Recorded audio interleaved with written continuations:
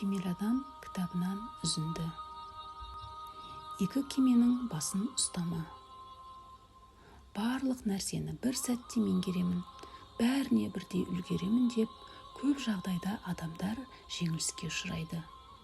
Әр нәрсенің басын бір шалған адам ешбірін жарытпайды. Сондықтан күнделікті істерді рет-ретімен, кезең-кезеңімен меңгеруге тырысыңыз.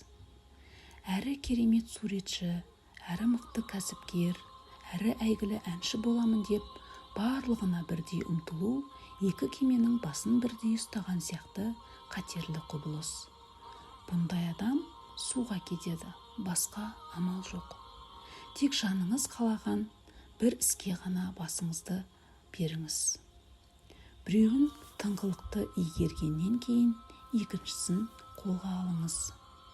Әрбір істі тыңғылықты меңгеріп, үйренген сәтте өзіңізге деген сенімділік пайда болады. Жеңімпаз рух сізді екінші іске шабыттандырады. Тұлғалардан үлгі ал. Өзіңе сенімділік ұялатудың бір жолы айналаңдағы жетістікке жеткен тұлғалардан үлгі алу.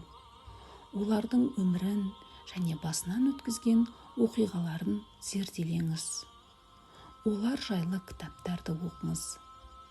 Бұл сізге керемет шабыт береді.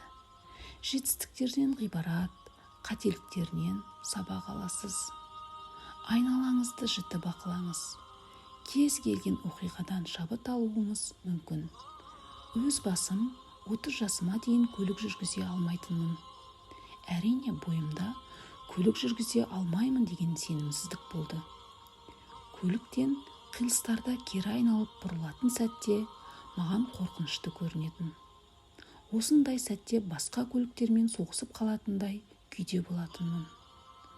Бір күні көшеде көзілдірік таққан, қалтыраған кәрі кемпір көлік жүргізіп бара жатқанын көріп, сонда мен мына кемпірден де қабілетсіз, қорқақ болғаным ба деп намыстандым.